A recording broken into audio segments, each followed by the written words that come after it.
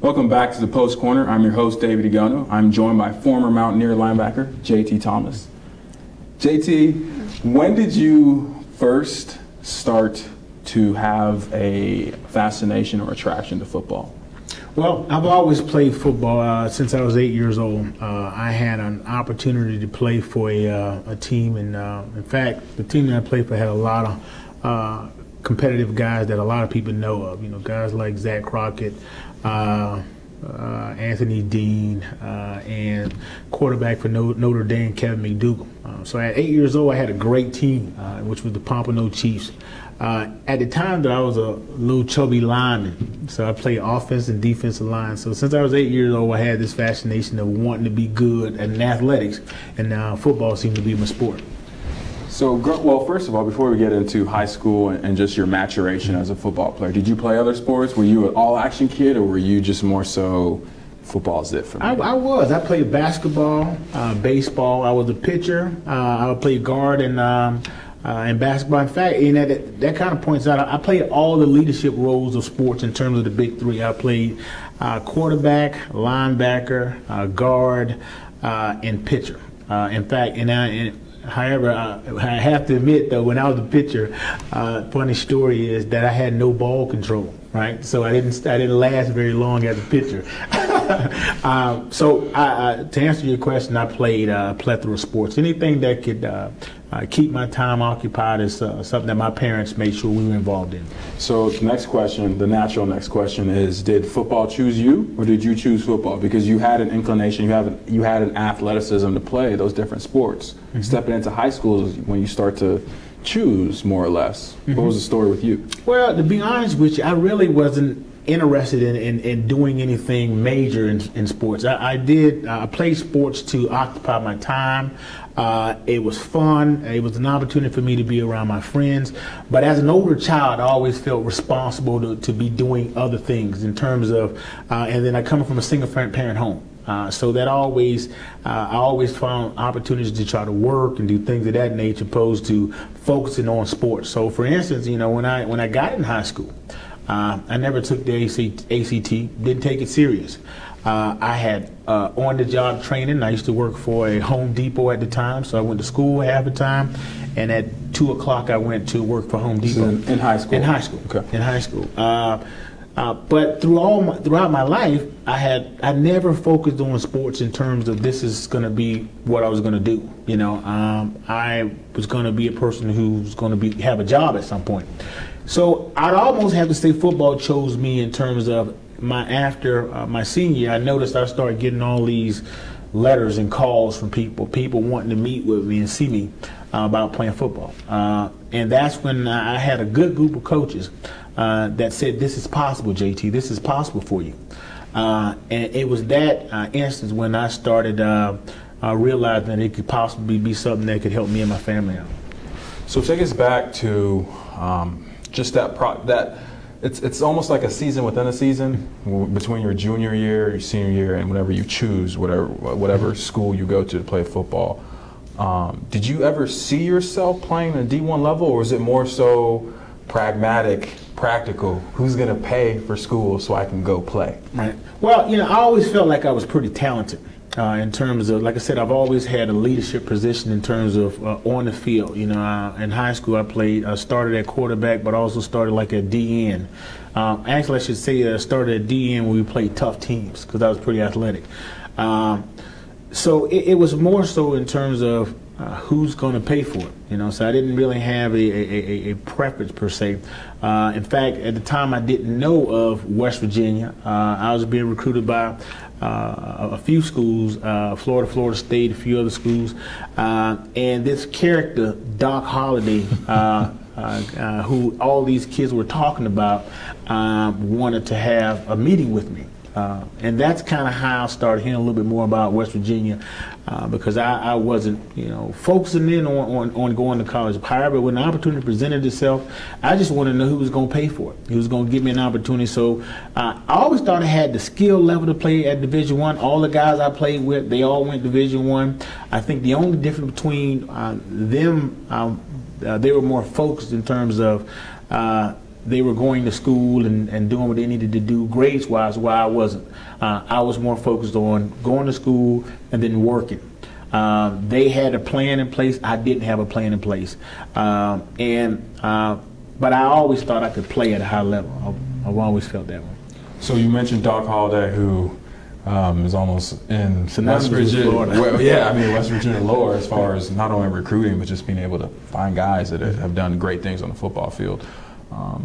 Now, you're also talking about you went to school with a lot of guys who were going to college, who were going to get their football and their education paid for.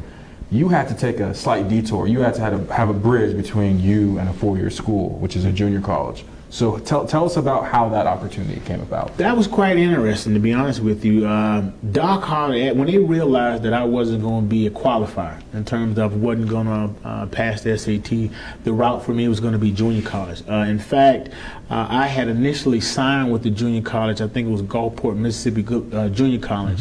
And then just before that, the ink probably wasn't wet on that signature before Doc Holliday came in and swept me up, and for the most part met with me and a few other guys and said, "Hey, listen, guys, we want you at West Virginia, and this school is a school that we'd like to see you guys go to." And in fact, I should back up. It wasn't Doc that I met with. It was a guy by the name of Tracy Welch, who was from the junior college, who said that he believed that I could have got an opportunity at West Virginia. That's how it happened.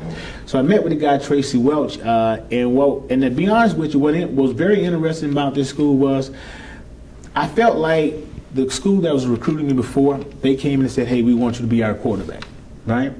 The second school that came in after I signed that letter in 10th year school said, "Hey, I want to tell you about this program called the MIL," and the MIL stands for the Maximized Individualized Learning Laboratory. That phrase right there caught my attention, and that was and what I caught was that this one group kind of just talked to me about football. Well, I know I wasn't a qualifier, and I knew that school wasn't a major focus for me. So when the guy talked to me about this learning laboratory that was going to assist me in being a better student, I decided to go to that school. In fact, I declined the one scholarship from Gulfport and ended up going to Fort Scott, and which I did quite well. Although I went there as a quarterback, I had no intentions on being a linebacker at all, because I had played quarterback for the most part all my life. And it was just one play that caused me to change the destiny of my life. I was playing defensive end for one play and ended up getting a hairline fracture in my throwing hand. And that kind of changed things for me. So being a former junior college guy myself, I know that junior college, it's not that it's scary when you go there, but I mean, what is your frame of reference? And you're going, right. You're a Florida boy, yeah. You're going to the heartland, you're going to Kansas. What were some of your fears or just concerns about going to some unknown land to play football? Yeah, you know, I tell you, it was really strange in terms of, when I say strange, I mean by the fact that I had not gone out of the state of Florida before I had gone off to college. And I remember that night that I left, I wanted to kind of be alone, just kind of take in my last night out in Florida. And I caught the plane to Kansas, and I was 8 days late and reported to camp. And I remember walking in, and what I walked into was a basketball arena that was kind of in this barn. I mean, it was really, there's a rodeo arena right across the wall from it. So I walk in this deal, and there's guys out there, and I'm walking in, and it was quite new because there was on the side of the locker room, there was a sheep pen. And on the opposite side of the gym, there was cows in this pasture. I mean, literally. 4 legs, everything? Yes, 4 legs, everything. Okay. A bunch of them. Okay. There was a bunch of cows. And again, you would walk out of the locker room, and there were like sheeps that were in this pen for the livestock judging. So that was quite different. So my school specialized in football and rodeo. Fort Scott had rodeo, and to be honest with you, we had a very good rodeo team. So it was a culture shock to me. You know, I came in, city boy. It was quite different in terms of being there by myself. being there, living in the dorms, and the rules that were in place at the time was, although I was there on scholarship, you still had to compete to be on the team because they could only keep 10 outer-staters. That was the 10 outer-stater rules. So if you weren't lucky enough to be in those 10, you got sent home. So when I got hurt, I decided to focus on being a good football player and not get sent home. And I kind of adapted to the culture. You know, that's where I learned how to ride horses. That's where I learned a little bit more about livestock and so on and so forth. So what, looking back on it, what was the one or two things that you took away from Fort Scott that allowed you to, when you did re-choose WVU, what were the two things or two takeaways that helped you become, not only, because one of the things I'm getting from your story right now is that, I mean, yeah, you wanted to play football because you could play it, right. But you were also always thinking down the line. You always want to be able to prepare and to provide for yourself and your family and not just rely on football. So what's one or two takeaways that you got from Fort Scott? You know, first of all, I think more than anything it taught me about you have to work hard for what you want. It was a small town, close-knit community. Kind of taught me values in terms of you have to work hard, surround yourself with positive people, and not be afraid to take chances. Okay, that's what I kind of learned, because when I came to West Virginia, well, you know, in junior college, you don't have the luxury of having all these nice shoes and nice weight room. You don't have that. So when I came here, I was able to appreciate what I was coming into in the program. So I took work ethic from my junior college experience.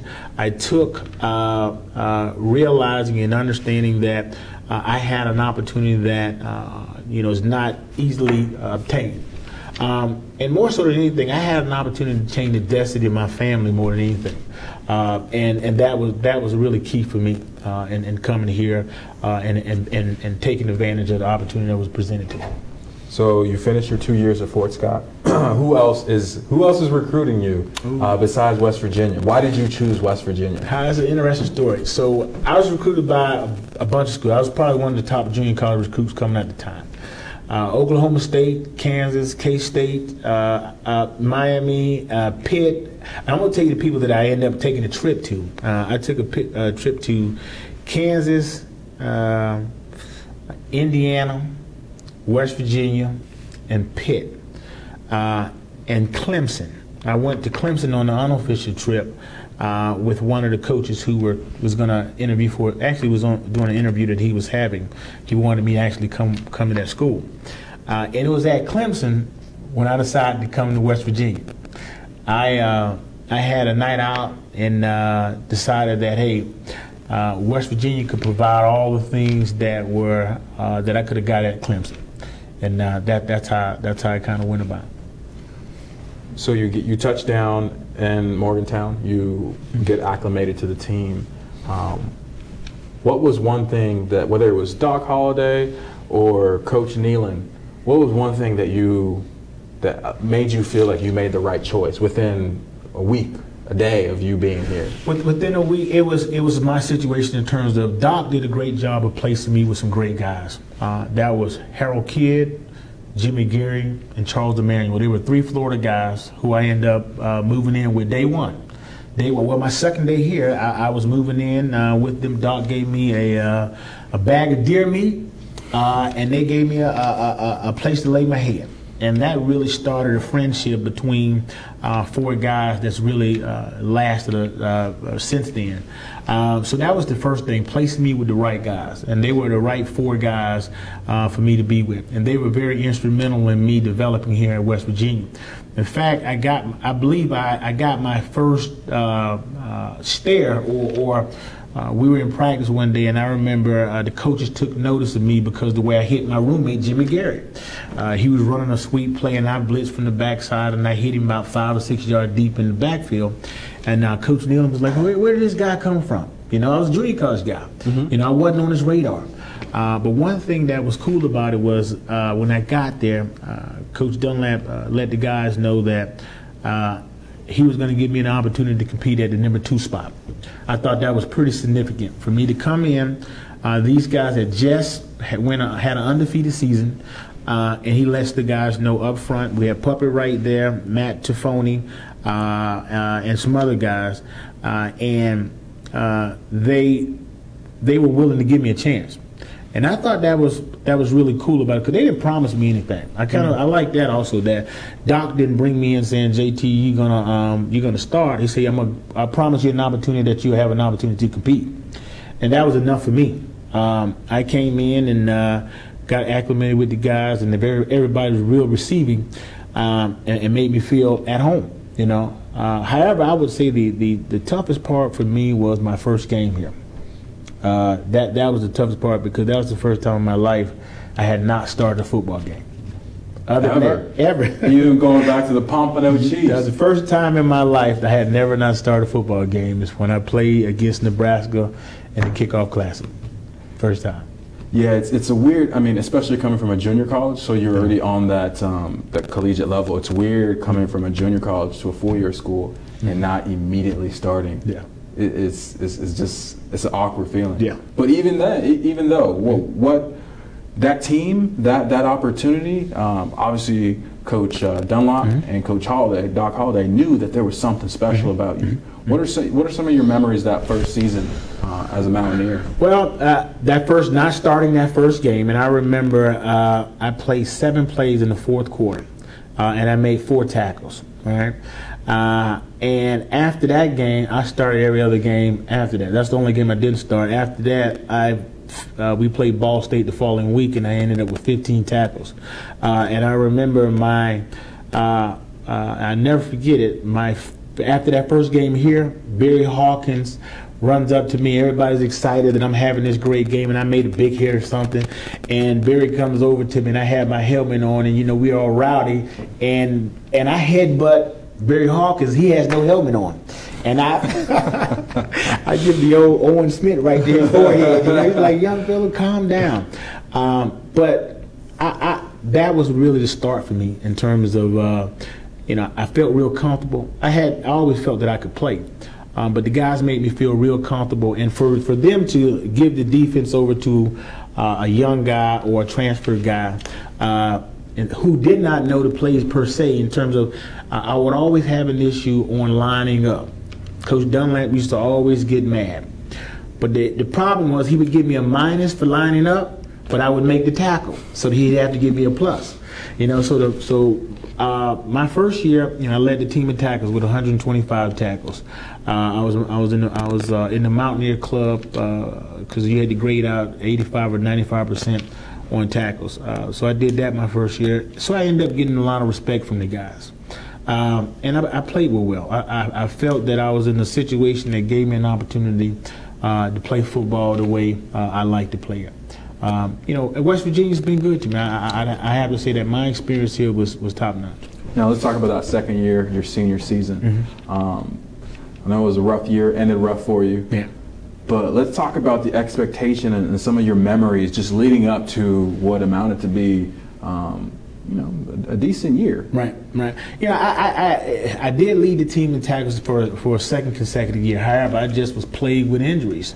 Started the season off with some hamstring issues that caused me to play sporadically. And I remember going in, I was a preseason All-American, and at the time Mike Allstott was also a preseason All-American or something along those lines. And I remember we were doing some sort of interviews, and I thought the interview was supposed to be about me and what I thought about this preseason All-American stuff. And they started talking about Mike Allstott. It was like, how am I going to stop Mike Allstott? And I remember leaving that situation thinking that I'm going to show him. I'm going to show him. And I started that first game off playing very well. I played the first quarter. Mike Allstott didn't score, didn't do anything. They pulled me out because of my hamstring injuries. They ended up scoring. And that really started the downward spiral of me playing, because I think I missed a total of 4 games in terms of I'm out a quarter, out a half because of injuries. And then as I was played throughout the season, at the latter part of this season, I had a neck injury that really changed my career and really sunk me, to be honest with you. I ended up hitting Terrell Willis from Rutgers and ended up with brachioplex nerve damage, causing me to miss my senior game. So, and let's take a quick little pause here. It's kind of almost safe to say the only reason why you even went to JUCO at Fort Scott is because they were going to not only give you the opportunity to play football, but actually teach you how to study and prepare for life after football. Your first year at West Virginia is good, almost very, very unexpected. Okay. Second year is more, let's just say, a certain reality set in for not only your expectations as a player, not only for the team, but more so for your future. So let's talk about that. The end of your Mountaineer career, not because we want it to be negative by any means, but just more so it's sort of shaped the man that is sitting next to me today and some of the doors that were open for you. You know, I reality really set in when I didn't get drafted, and I assume a lot of that was to do the injury I sustained was seen on national television. That was damaged goods for the most part. Then I did what guys normally do in terms of when you don't get drafted. I took some time off, and I didn't take time off. You know, I sought other opportunities, semi-pro, and then I got an opportunity to play arena football. And I ended up getting hurt in arena football that really caused me to reevaluate what I was going to do with my life. I ended up with bilateral compartment syndrome and I almost amputated my legs.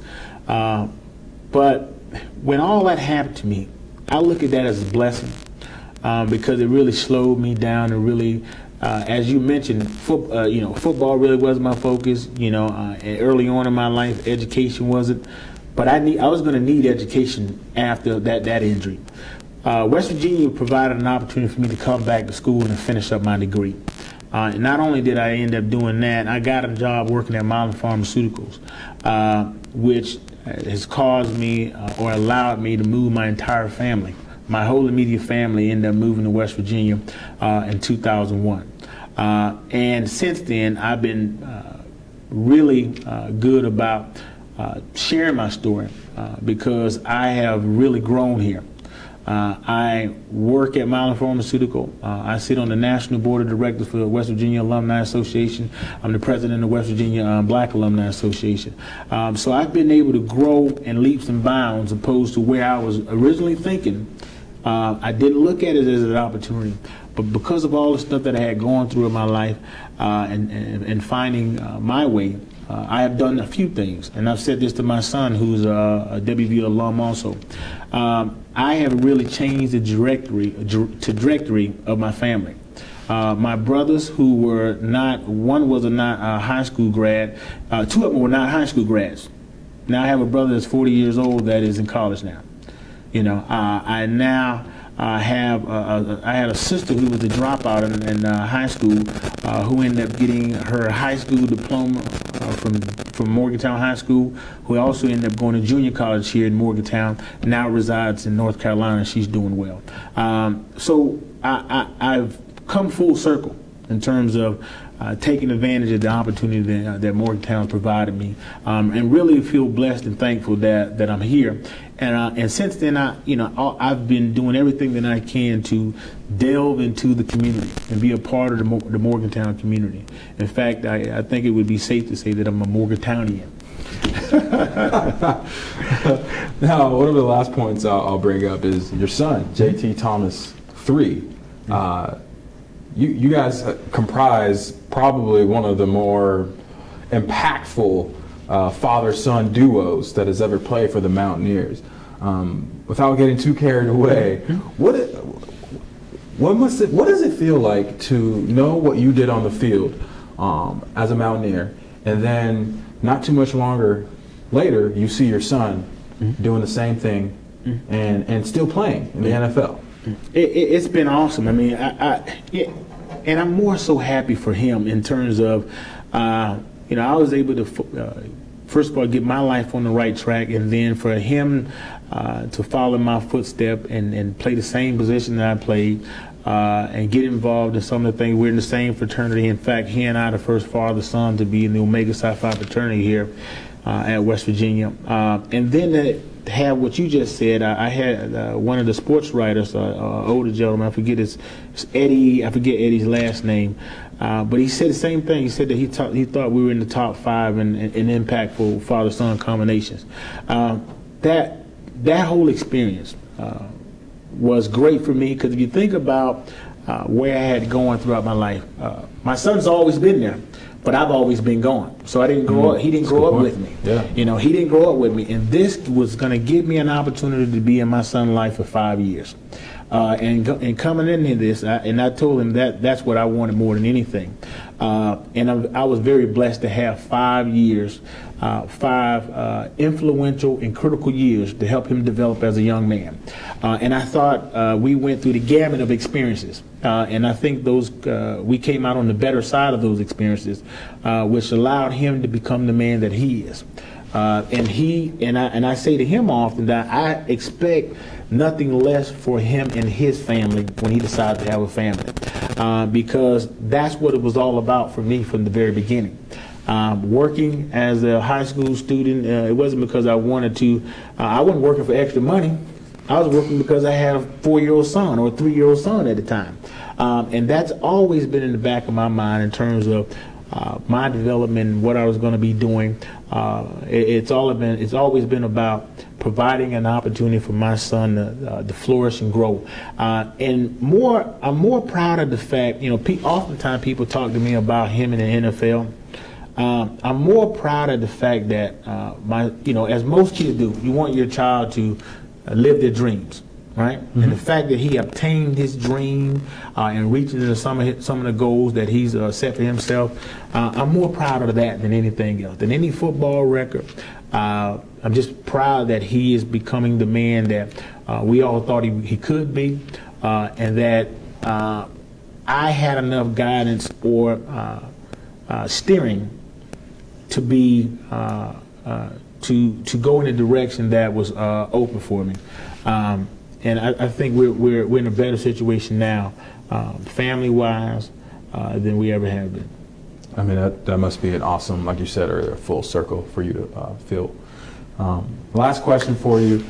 You mentioned a lot of the things that you've done in Morgantown. You're an honorary Morgantownian. we'll check the spelling on that. But you're involved in the community. This is your home now. Mm-hmm. What are some of the future either goals or things that you're working on in the community for youth football, whatever that you want to see? Well, maybe not that you want to see, but that you're working on. Mm-hmm. Well, I'm working on the Mount State Youth Football League. I'm really passionate about that. Youth football is where I found my grounds and my roots, and I think it's just so important. In fact, I think one interview we did or something we did, I talked about 4 phases of football, and that would be in youth, middle school, high school, and football and college. If you were going to have an opportunity for play at the professional levels, that you need to be good on all 4 phases of them. That's one component. My second component is being more active in our alumni association. I've been on that alumni board for the past 5 years. It's a 6-year term, and I've learned a lot about our university. I've learned a lot about our alumni and what's out there. And I'm very proud. I'm very proud to be a part of those experiences. I am here, and I've always been very interested in helping people because I felt like I got help. I felt like I had people who helped me find another way, and I'm always interested in finding opportunities to give back. That's just who I am. That's just who I am, and I just look forward to more opportunities to be engaged. One other thing that I have to mention that I'm very proud of is there's a scholarship that I was involved in, helped raising some money for the Horace and Geraldine Billman Scholarship. And that scholarship will provide an opportunity for a young person for eternity. I'm very proud of that. From a guy who didn't think very much of going to college, I've been a part of helping build that scholarship where someone's going to benefit from the effort that myself and members of the WVU Black Alumni Association have put forward. Well, Willie, I want to thank you for taking time out to do this interview. and I appreciate you telling your story with us today. All right. Thank you so much. And thank you everybody for joining us on the Post Corner. And check back at thedpost.com, the football section, for more updates.